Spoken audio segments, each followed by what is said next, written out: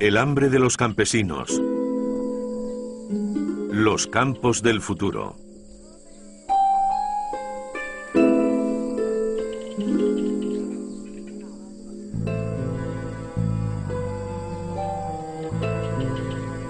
Actualmente el 2% de los agricultores del planeta suministran la mitad de la producción agrícola mundial.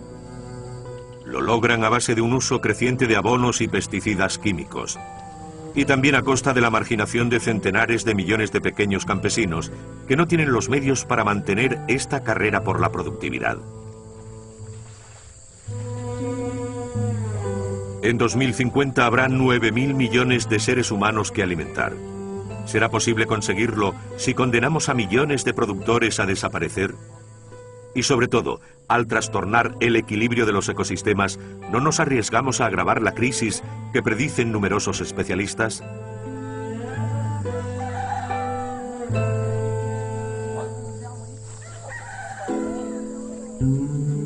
En Tam Va, en Vietnam, Nguyen Van Chien se dispone a plantar su segunda cosecha de arroz del año. Tía, ¿quieres que te eche una mano para sembrar? ¿Empiezo por aquí? Como el 90% de los campesinos vietnamitas, Chien cultiva arroz. Además produce mandioca y té. También cría pollos, cerdos y bueyes que le permiten labrar su parcela. Podemos abonar en 10 días. No, tendremos que hacerlo dentro de 3 o 4 días.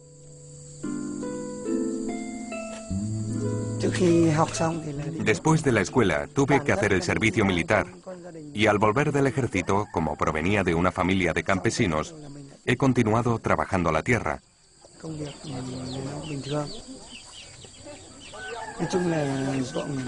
Aquí tenemos una superficie muy pequeña. Solo tenemos 1000 metros cuadrados de arrozal para las 4 personas de nuestro hogar.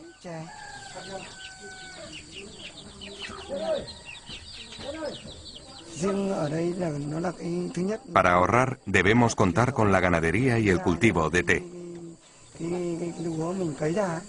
Aquí el arroz es un cultivo tradicional. El que producimos es de mejor calidad que el que podemos encontrar en el mercado. Además, permite a nuestra familia autoabastecerse. Y eso es muy importante. Un dicho vietnamita afirma que primero hay que asegurarse el alimento antes de poder pensar en cualquier otra cosa. Eso es lo que hace Chien con las 2 toneladas de arroz que produce cada año. Pero como la mejora de la calidad de las semillas y de los sistemas hidráulicos han facilitado enormemente el trabajo en los arrozales, ahora tiene tiempo de emprender nuevas actividades. Chien ha comprado recientemente una descascarilladora de arroz. Gracias a esta máquina, siempre tiene arroz fresco para su familia. Además, a cambio de dinero, también garantiza el blanqueo del arroz de sus vecinos. Es una iniciativa individual que habría sido impensable hace tan solo 20 años, cuando las tierras estaban colectivizadas.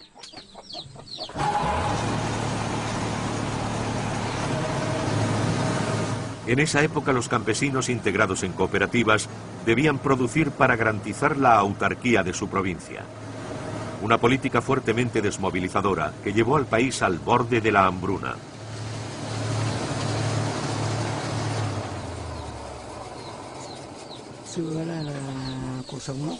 Antes la vida era muy difícil. Cuando volví del servicio militar, mi familia vivía en una casa muy rudimentaria. La vida ha mejorado mucho en los últimos años. Ha sido gracias a la política de apertura del Estado y a la política de concesión de tierras, que ha convertido al campesino en autónomo. El Estado solo aporta ayuda técnica y marca las políticas. Chien ha recibido 2.000 metros cuadrados que podrá cultivar durante 20 años, aunque no sea oficialmente el propietario.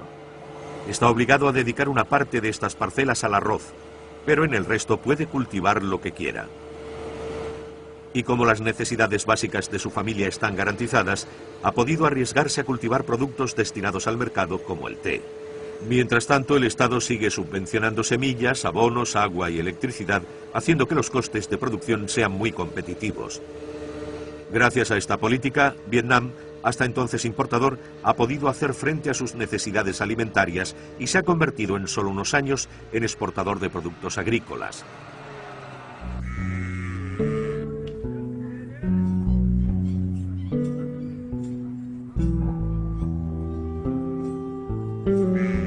Vietnam se ha beneficiado de la Revolución Verde, pero esta idea vio la luz en la India. Fue lanzada en 1958 y se basaba en la difusión de variedades de alto rendimiento, en la extensión del regadío y en la agroquímica.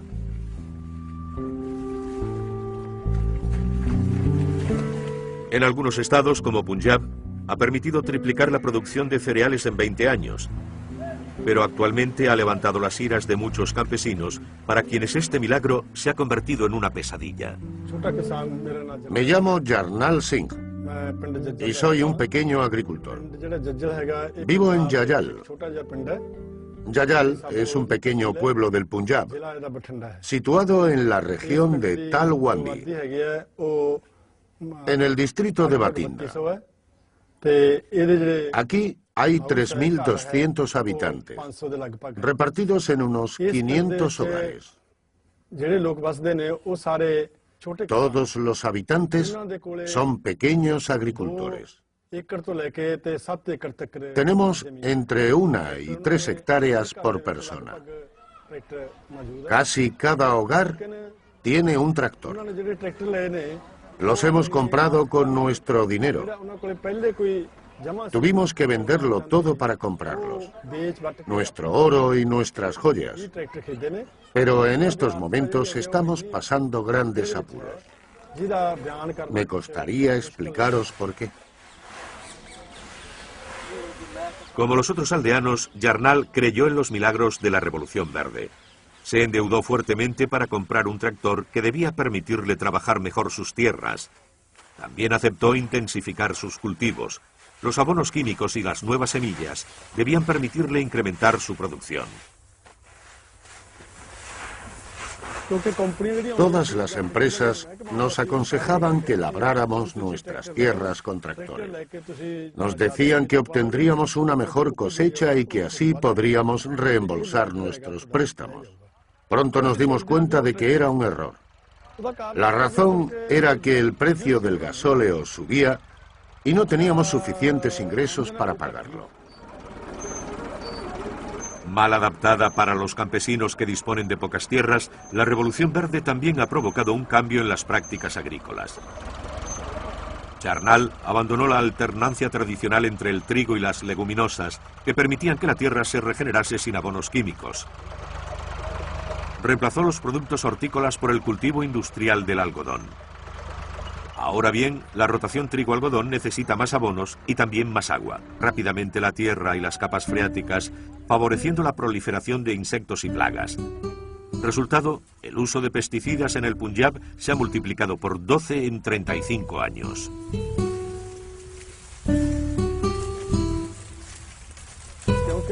Cuando llegaron las empresas extranjeras y empezaron a distribuir sus productos, los vendían a precios muy bajos y poco a poco fueron aumentándolos. Gracias a ello las cosechas eran buenas y las empresas lanzaban cada vez más productos. Todos los beneficios que podía obtener un campesino los recuperaban las empresas y finalmente el campesino no ganaba nada. Además, los productos que proporcionaban a los campesinos eran muy malos para el medio ambiente. Han dañado completamente nuestro medio. Pero el agricultor no tenía más elección que continuar utilizando esos tratamientos. Comprábamos los pesticidas a crédito y pedíamos dinero prestado a los comerciantes para pagarlo. Cuantos más productos químicos utilizan, más necesitan aplicar para compensar el empobrecimiento de la tierra y mantener sus ingresos. Para pagarlos, los campesinos se endeudan con unos intereses muy elevados, mientras el precio que obtienen por sus cosechas se estanca e incluso disminuye. Si Yarnall gasta 100 en abonos y pesticidas y no gana más que 80 con su cosecha, es una ecuación mortal para él. Pero a corto plazo, hace las delicias de las industrias agroquímicas. El problema es que nosotros dependemos de la tierra que nos alimenta. Esta tierra es un organismo vivo, no es un sustrato al que hay que meterle abonos para producir. En el momento en que olvidamos esta noción de tierra viva, entramos en un proceso en el que la tierra, concebida como sustrato, lleva a trastornar todo su metabolismo y su funcionamiento con la aportación de abonos químicos dopantes que efectivamente aumentan la productividad. Pero no nos damos cuenta de que hay un balance económico positivo al lograr una mayor producción. Pero el balance ecológico es catastrófico. Es decir, que provoca menor calidad de los alimentos, el deterioro de la tierra, la pérdida de la biodiversidad y las aguas subterráneas contaminadas. Cuando hacemos un balance global, vemos que nos arriesgamos a que éste nos condene finalmente a tener muchos productos, pero a haber destruido lo que podríamos decir que es nuestra herramienta de producción.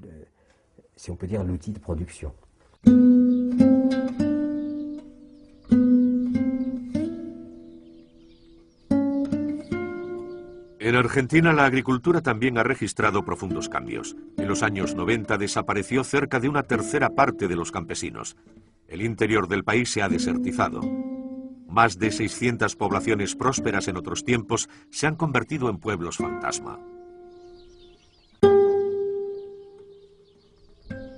La introducción de los cultivos transgénicos que necesitan grandes inversiones en semillas y productos químicos y la especulación de la tierra han llevado a una extrema concentración de las tierras en manos de unos pocos.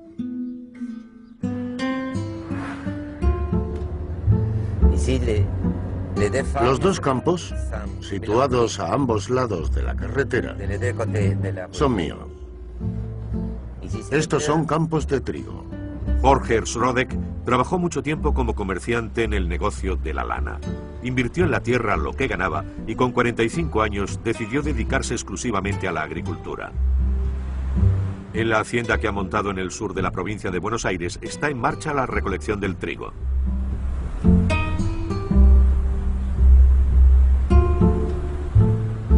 Aquí, esta es una extensión de 5.000 hectáreas, de las cuales se dedican 2.500 hectáreas a la ganadería y otras 2.500 hectáreas a la agricultura. Este año sembramos 1.300 hectáreas de trigo, que estamos cosechando en este momento, y tenemos otras 1.200 con un cultivo de soja que recién empieza. En lo que es la parte de agricultura de este campo, el modelo agrícola, la rotación es siempre trigo-soja. Y ahora me voy a bajar a abrir la tranquera.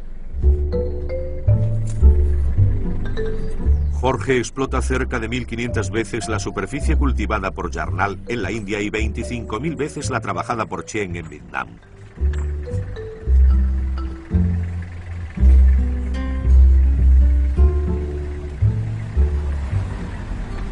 La soja esta es transgénica, yo puedo aplicar un herbicida. Esa es la gran ventaja que tiene la soja, que es transgénica, quiere decir que es resistente al glifosato. Entonces yo acá ya la próxima semana voy a esperar una lluvia más y voy a matar todos los yuyos que vos ves que no es soja.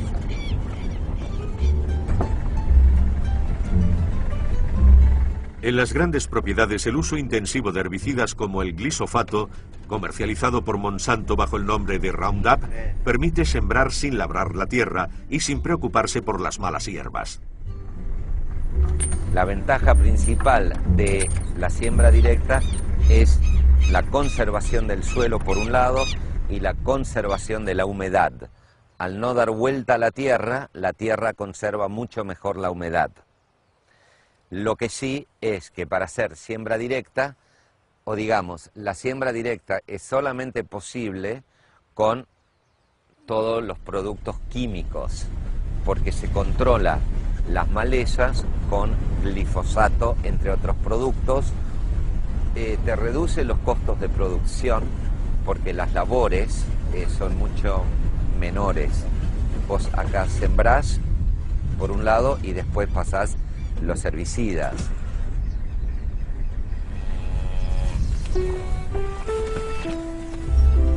Las grandes explotaciones de Argentina han conseguido unos costes de producción situados entre los más bajos del mundo, pero también es donde se aplican más productos químicos a los cultivos.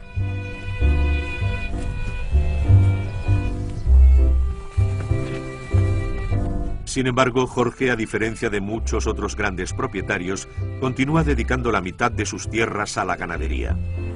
Protege su capital alternando cada 5 años un ciclo de ganadería con uno de cultivo, ya que lo que extraen del suelo, el trigo o la soja, lo devuelven a continuación con sus excrementos sus 5.000 cabezas de ganado. Pero sigue dependiendo de las multinacionales agroquímicas que intentan imponer sus semillas transgénicas para vender mejor los herbicidas que las acompañan. Aquí en la Argentina el glifosato tuvo el monopolio muchos años. Monsanto ganó fortunas en la Argentina porque usó la Argentina para experimentar con todo lo transgénico para después poder vender al precio que ellos querían el glifosato. Ahora creo que se les levantó la exclusividad y está viniendo glifosato de la China. La China es otro productor de glifosato. Y en la medida que haya más y más productores de glifosato, más allá de los royalties que tengan que pagar, suponemos que por lo menos, no sé si va a bajar mucho el precio, pero sí sé que salimos de esta horrible dependencia que tenemos en lo que respecta al glifosato a Monsanto. Explotar es la expresión que mejor define la función del minero. Vacía una mina y va a buscar otro filón, mientras que el agricultor cultiva, mantiene, mejora y protege. Son dos filosofías que no tienen nada que ver una con otra. Te lo pongo ahí. En Blasí, en la región de Borgoña, Philippe Collin se ha asociado con otros 2 agricultores para cultivar 320 hectáreas de tierras cerealistas. Lo ideal sería limpiar un poco antes, pero nunca tenemos tiempo de hacerlo todo. Solemos hacer las 2 cosas a la vez. Son las prisas de antes de la siega. Hay que hacer sitio en los hilos a la cosecha de trigo, escanda, guisantes o lentejas. Yo soy un campesino. No soy propietario de mi tierra, o no de buena parte, da igual. Pero hago lo que yo he elegido. Organizo mi trabajo, mis producciones.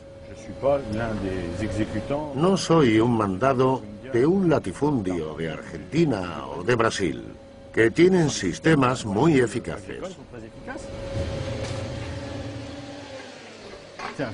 Ven a hacer contrapeso. Ponte en ese lado. ¿Vale? Ahora Philippe se dedica a la agricultura ecológica, pero durante años también creyó en los milagros de la agroquímica. La presión es difusa, pero permanente, ya que todos los sectores profesionales tienen un solo modo de producción, que podemos denominar el convencional. De hecho, este es un modo de producción completamente sometido a los proveedores de productos fitosanitarios, las semillas tratadas, los abonos y, por otro lado, a las cooperativas, que recuperan la mercancía de mala calidad y necesitan cada vez más volumen. Y en medio se encuentra el campesino, medio aplastado entre los 2 operadores que le dicen: hay que producir, hay que producir. Hay una especie de combinación categórica, independientemente de la rentabilidad de la operación. Acabé harto de manipular toneladas de productos de tratamiento y de haberme tragado alguno por los pocos medios de protección. Por todo ello, este sistema no me convenía para nada. No era lo que yo quería hacer en mi profesión cuando decidí instalarme aquí. Así que en 1998 me pasé a la agricultura ecológica.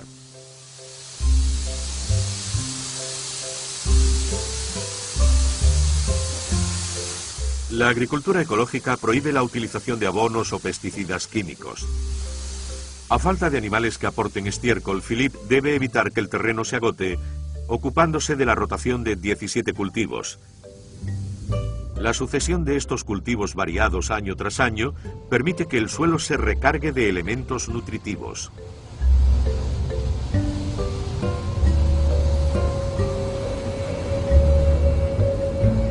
Normalmente no debería hacer eso. Pasa algo. ¿Has visto el indicador que se enciende? Pero ayer lo revisé todo y funcionaba. Se queda así permanentemente. Está claro que le falta el perno.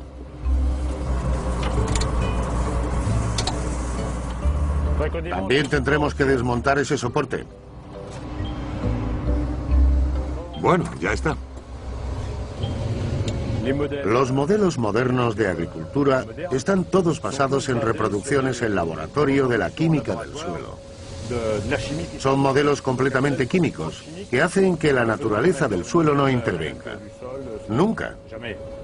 Bueno, un poco, pero no sabemos calcular los millones de animales, bacterias e insectos que hay en el suelo y que viven en simbiosis con las raíces. A todo ello no se le presta atención. Hay cosas apasionantes a investigar en la agricultura ecológica, pero eso no interesa a nadie porque no da beneficios. Los guisantes que hoy recolecta Philippe compiten directamente con la soja transgénica producida en masa en Argentina para alimentar al ganado. Este, por ejemplo, es un cultivo interesante, pero cada vez se abandona más, porque comporta muchas obligaciones y porque Europa ha tomado la decisión de depender de las Américas en materia de producción de proteínas vegetales.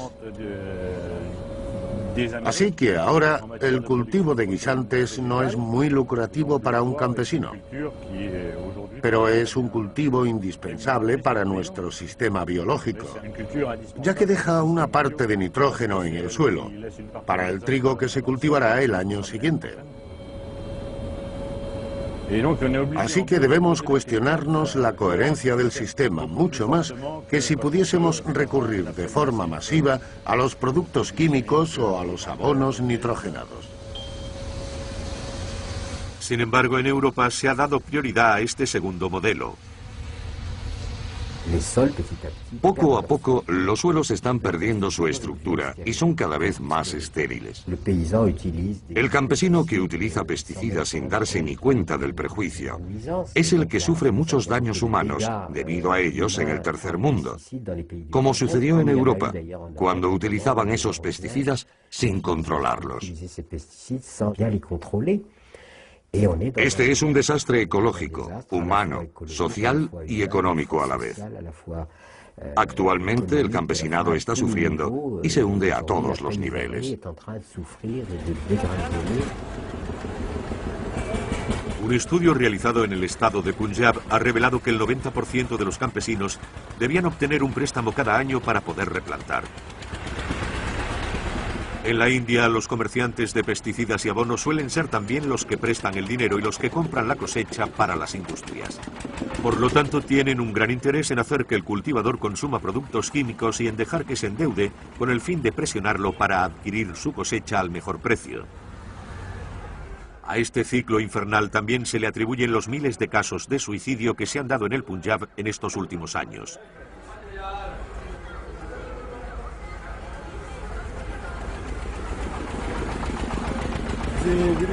¿A qué precio vende productos como el Confidor?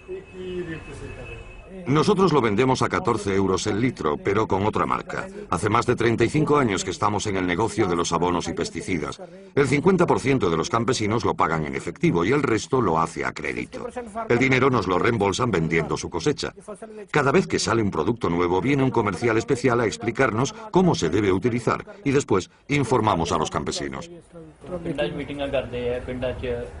Convocan reuniones en los mercados y hacen demostraciones a los campesinos que después podrán informar a sus colegas. Oficialmente son para explicar a los campesinos las precauciones a tomar para su utilización, pero de hecho se trata de promocionar las últimas novedades. Si mezclas los productos, ¿bastarán para toda la semana? Sí, además ya hicimos un tratamiento la semana pasada. Cuando este producto no existía, ¿había que rociar los campos cada día? Sí, todos los días, mañana y tarde. Es un producto sofisticado y muy concentrado.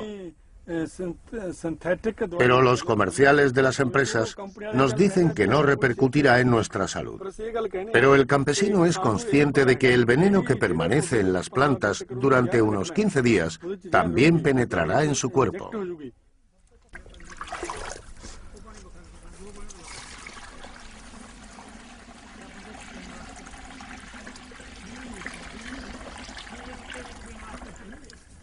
La aplicación debe hacerse de una forma especial.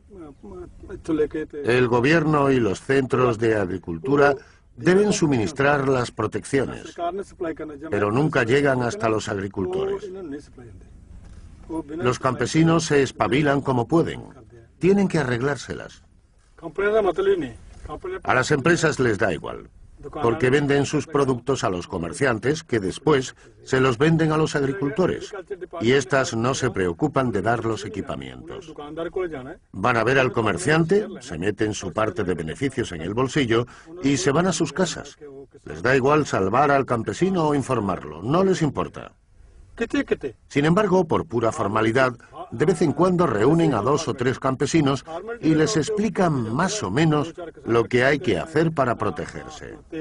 Pero eso solo ocurre de vez en cuando.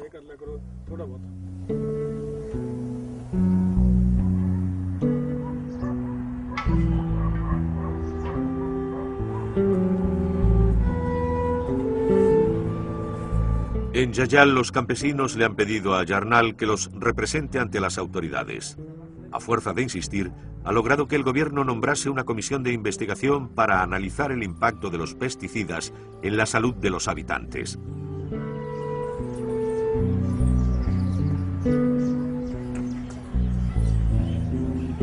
Llegaron al pueblo unos epidemiólogos y certificaron 26 defunciones por cáncer solamente entre los años 2002 y 2004, una tasa de un 50% superior a la observada en una zona de referencia en la que el consumo de pesticidas era de 0,30 litros por hectárea, mientras que en Yayal era de 11 litros. Los productos que aplicamos se han infiltrado en la tierra con las lluvias. No solo contaminan nuestro aire, sino también los suelos y el agua. Y las consecuencias no son únicamente los casos de cáncer. También hay gente con problemas de columna vertebral. Hay muchos casos de enfermedades en la piel, de asma, y si no me equivoco, en este pueblo han muerto al menos 10 personas de un infarto en el transcurso de este mismo periodo. ¿Cuántos años tiene? 1 año y medio. ¿Cuánto hace que le salió esto? También 1 año y medio. Desde que le damos medicación está mejor. ¿En qué trabaja su marido? Es jornalero. Yo también trabajo en la recolección de algodón. ¿Sabe por qué le ha ocurrido esto? Es a causa de los pesticidas.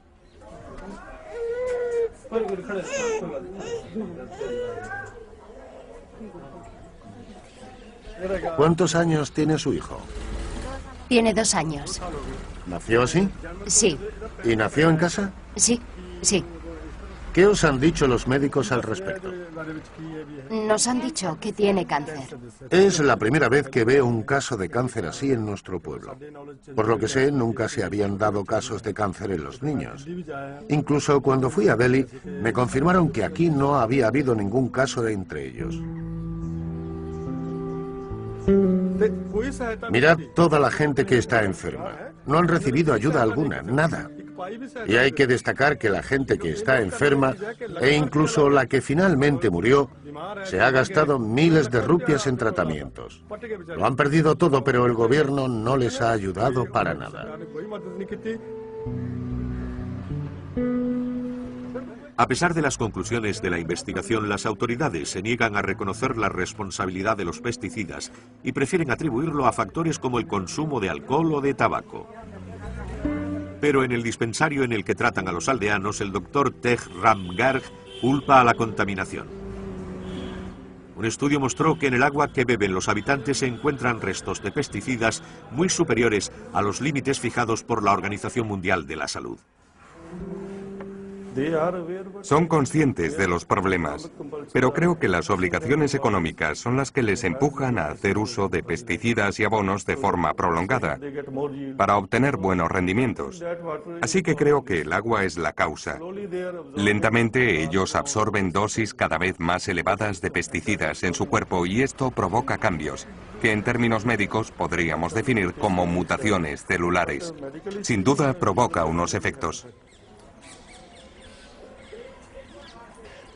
Eso significa que las sustancias que aplicas a la tierra, después te las encuentras en tu cuerpo. Y resulta que estas son perjudiciales fisiológicamente.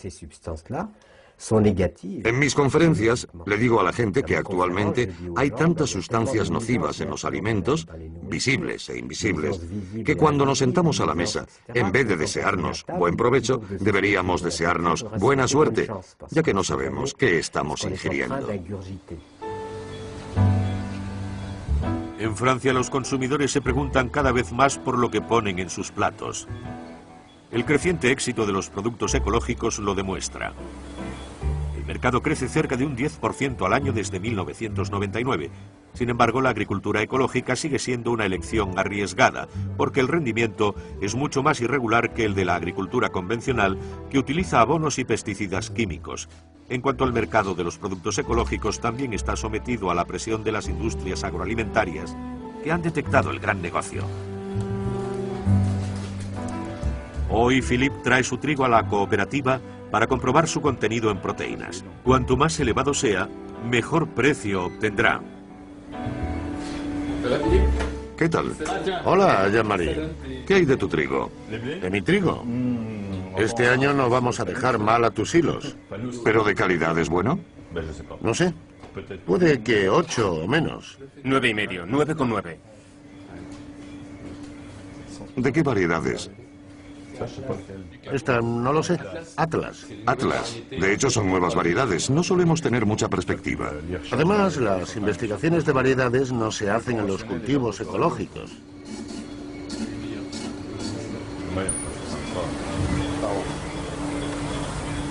Vamos a echar un vistazo a la torre. El precio de lo ecológico es mucho más elevado, porque la productividad es mucho más baja, sobre todo en cereales, y además no tenemos asistencia técnica. Los circuitos de distribución son mucho más largos y trabajamos con pequeñas cantidades. Estas son algunas de las razones que motivan la diferencia de precios entre lo ecológico y lo convencional. Carrefour, por ejemplo, está haciendo su agosto con ellos. Así que actúan con los pequeños agricultores de productos ecológicos como con los otros. Rebaja tus precios o vamos a encontrarlo más barato en otra parte. Y así lo hacen. Hay un montón de países que son capaces de producir más barato que en Europa. Es curioso, hay un montón de gente que tiene vértigo. Menos el jefe, que no puede decirlo. Si nos fijamos en dos países vecinos como Francia e Italia, podemos constatar que han generado sistemas agrícolas y modos de consumo completamente diferentes. Los italianos han desarrollado ampliamente la agricultura ecológica y los consumidores italianos también están mucho más ligados a la idea de producto de calidad y están dispuestos a pagar, porque en Italia los alimentos son más bien caros. Esta es su elección política. Francia ha hecho una elección totalmente distinta, la de centrarse en seguir la ideología que prevalecía en los años 70, cuando el presidente de la República de la época dijo que la agricultura debía ser el petróleo verde de Francia. No hay que olvidarse de esta declaración, ya que ha condicionado todo el desarrollo y la concentración de la agricultura francesa entre los años 70 y hoy. Los italianos han elegido caminos radicalmente diferentes, pero también han mantenido a más gente en el campo, mientras que en Francia todo el mundo se ha trasladado.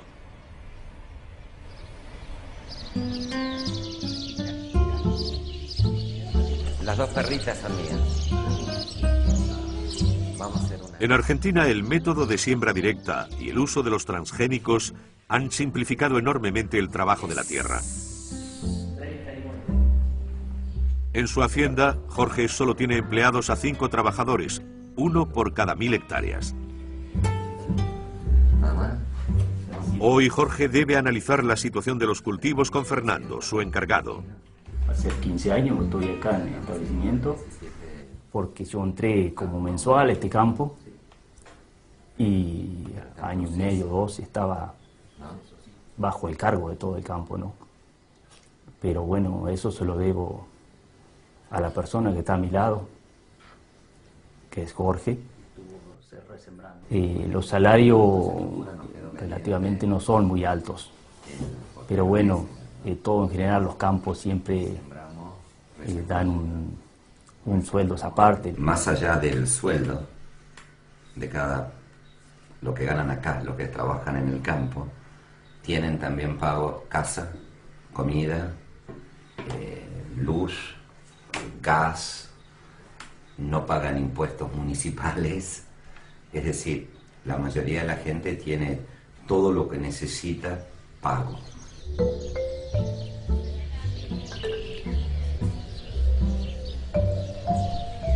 Yo te lo puedo decir en términos generales lo que cuesta implantar una tonelada de trigo. Sin los gastos de recolección, cuesta entre 100 y 120 dólares por hectárea. Ahora, dentro de ese costo de producción, como siempre, y lamentablemente, el costo más chico es la mano de obra. Los costos de laboreo en un país como la Argentina, donde el gasoil no es caro, representa entre el 10 y el 15% del costo de implantación de un cultivo. Y la mano de obra representa aproximadamente un 5%. El resto del costo es principalmente fertilizantes, herbicidas y la propia semilla. No, basta de ensuciarme. Está celoso. Está celoso del cordero. Estos magros salarios de 3 o 4 euros al día explican los bajos precios a los que los grandes propietarios pueden vender sus producciones, que aún así se mantienen rentables, ya que compensan los bajos precios de la tonelada con las enormes cantidades obtenidas. Pero para las pequeñas explotaciones que no pueden contar con los mismos volúmenes, esos precios son terribles. Actualmente en Argentina es imposible salir adelante con menos de 600 hectáreas. Obligados a vender sus tierras, algunos pequeños campesinos, los tanteros, se agrupan para comprar maquinaria agrícola. Junto a la carretera esperan que un patrón venga a alquilar sus servicios. Hoy la agricultura va a estar en manos de... Para quienes invierten en la tierra ya no es necesario contar con los conocimientos de un campesino o movilizar capital en maquinaria. Los tanteros pueden encargarse de todo. Hoy en Argentina ya se ve grandes grupos inversionistas que hace 10 años atrás pudieron haber participado en la privatización de la empresa telefónica o la empresa de electricidad. Esos mismos grupos hoy están comprando tierra o invirtiendo a través de alquileres para producir tanto productos agrícolas como productos ganaderos. Al invertir en superficies cada vez más grandes, utilizando una mano de obra campesina que ya no vive de sus tierras, las grandes explotaciones provocan la bajada de las cotizaciones mundiales. También contribuyen a incrementar los enormes beneficios de las multinacionales agroalimentarias. pero amenazan los ingresos de millones de pequeños campesinos. Actualmente vemos cómo crecen las explotaciones de varios miles de hectáreas en las que se trabaja continuamente y donde se produce en gran cantidad a precios relativamente bajos. Basándonos en esto, que es la tendencia que hay en Francia desde hace 40 años, podríamos imaginar un mundo que sería capaz de producir suficientes alimentos, o casi, con 3 o 4 millones de explotaciones. La pregunta es, ¿qué hacemos con los 3.000 millones de campesinos? En Argentina, como en numerosos países, los pequeños campesinos engrosan la población pobre de las ciudades. Pero las repercusiones de esta agricultura sin campesinos no acaban aquí. Los fondos especulativos que se lanzan a la agricultura exigen una rápida rentabilidad de la inversión. No dudan en agotar los suelos en unos años y se van un poco más lejos a explotar otro filón. La agricultura no puede ser restringida a una idea de mercancía, porque hay una gran cantidad de gente que depende de ella para sobrevivir. Cerca de la mitad de la población activa depende de la agricultura. La agricultura solo vive de los recursos naturales, así que está directamente ligada a la tierra, al agua, a las semillas, a la biodiversidad. Este aspecto de la gestión del medio ambiente es esencial en la actividad agrícola, y los mercados no pueden responder a eso, a una buena gestión de los recursos naturales.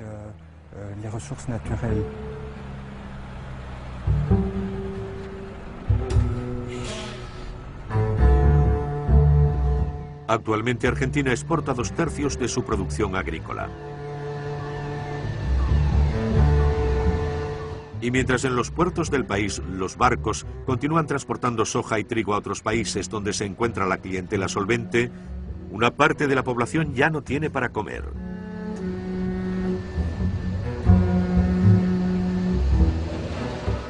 Al final de este modelo de agricultura solo sacan provecho un puñado de privilegiados, mientras que por primera vez en la historia del país se pone en cuestión la seguridad alimentaria. La agricultura industrial suele estar orientada hacia los mercados exteriores. Ocupa muchas tierras. Está fuertemente mecanizada. Realmente no tiene un impacto en términos sociales, de trabajo o de medio ambiente. Hasta nuestros días no nos hemos convencido del impacto positivo que este tipo de agricultura ha tenido sobre el medio ambiente. Más bien al contrario. En cambio, la agricultura familiar predominante ya no es una agricultura ideal, pero siempre ha demostrado que es capaz de adaptarse a circunstancias muy diversas.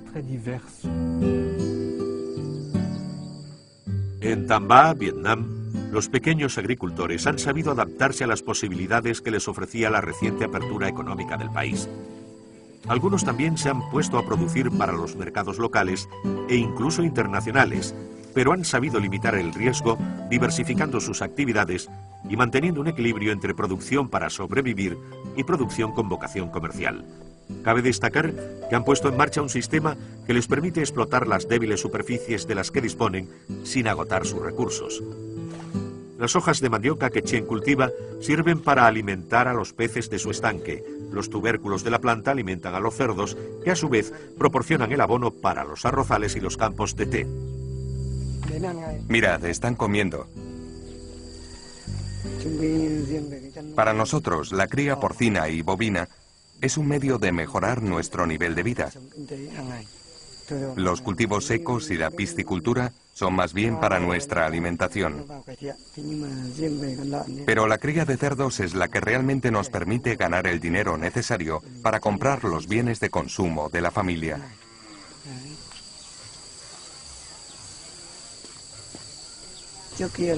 Antes yo me dedicaba a la cría de cerdas para que me dieran lechones. Sin embargo, como mis pocilgas no estaban muy bien adaptadas para esta actividad de reproducción, me especialicé en el engorde de cerdos.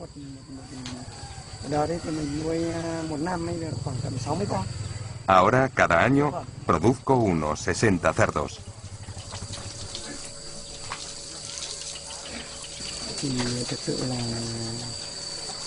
Vivimos en una región atrasada, una zona con dificultades.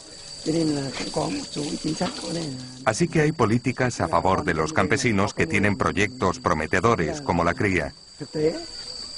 Por ejemplo, nosotros podemos obtener un préstamo a un interés preferencial entre el 0,5 y el 0,7%. Aquí tenemos una agricultura familiar que obtiene ingresos suficientes para invertir y que trata de tener más en cuenta este equilibrio. Por una parte, el de la producción y por otra, la de los medios de producción de que disponen. Deben prestar atención a la fertilidad del suelo, a no utilizar demasiada agua, que es un bien escaso en algunas regiones. Deben intentar maximizar los créditos para poder reembolsar los préstamos, etc. Si da trabajos a otro y a la unidad familiar, podemos constatar que esta agricultura familiar es dinámica.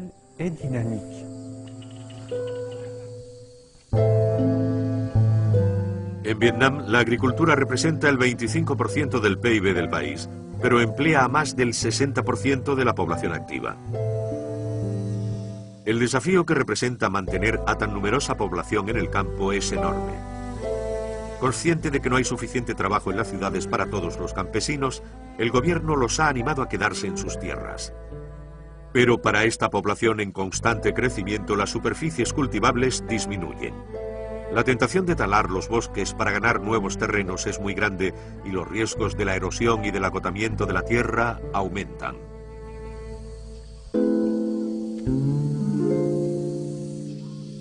En Tambá, los campesinos como Chien parecen haber entendido el alcance del peligro. Respaldados por los agrónomos del programa Río Rojo y una ONG francesa, el Grupo de Investigación e Intercambio Tecnológico, experimentan con nuevas técnicas que concilian la protección del medio ambiente y la mejora de la producción.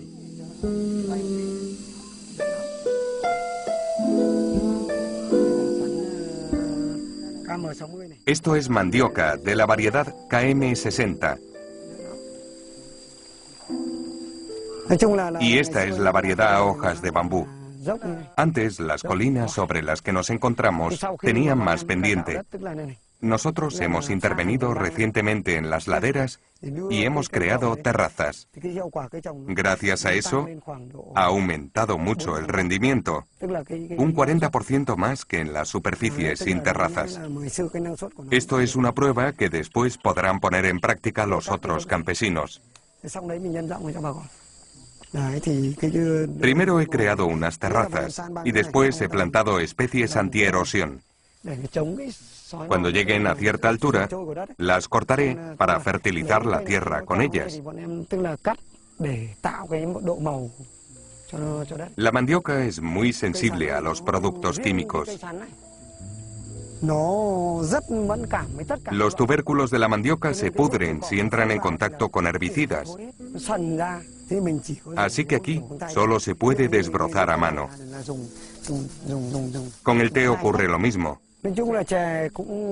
Hay que limitar estrictamente el uso de herbicidas. Pero como es un cultivo comercial, las malas hierbas deben ser escasas. Por ejemplo, en las colinas de ahí abajo hay muy pocas malas hierbas, porque aplicamos todas las novedades técnicas.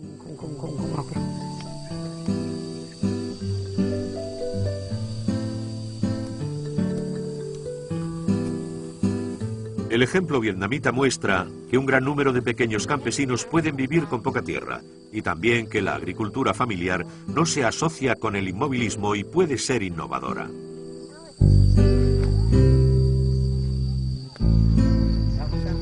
Chien utiliza pocas máquinas y no depende del coste de los carburantes.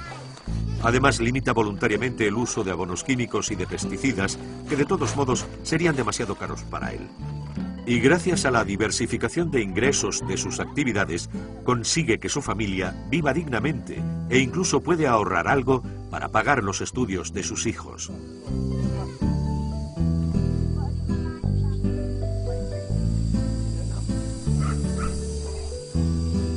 El modelo de agricultura que él practica, la agrosilvicultura, interesa cada vez más a los especialistas, ya que permitiría duplicar sin consecuencias negativas los rendimientos en los países del sur, donde la necesidad de alimentos será más apremiante.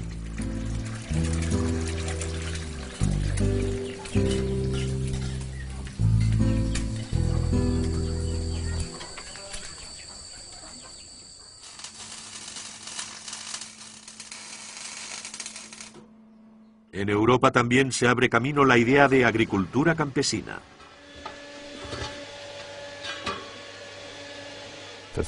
El problema de la agricultura convencional es que actualmente está tan sometida a los costes energéticos que el día que el precio del petróleo se duplique o triplique, lo que es muy probable, sus costos serán algo excesivo.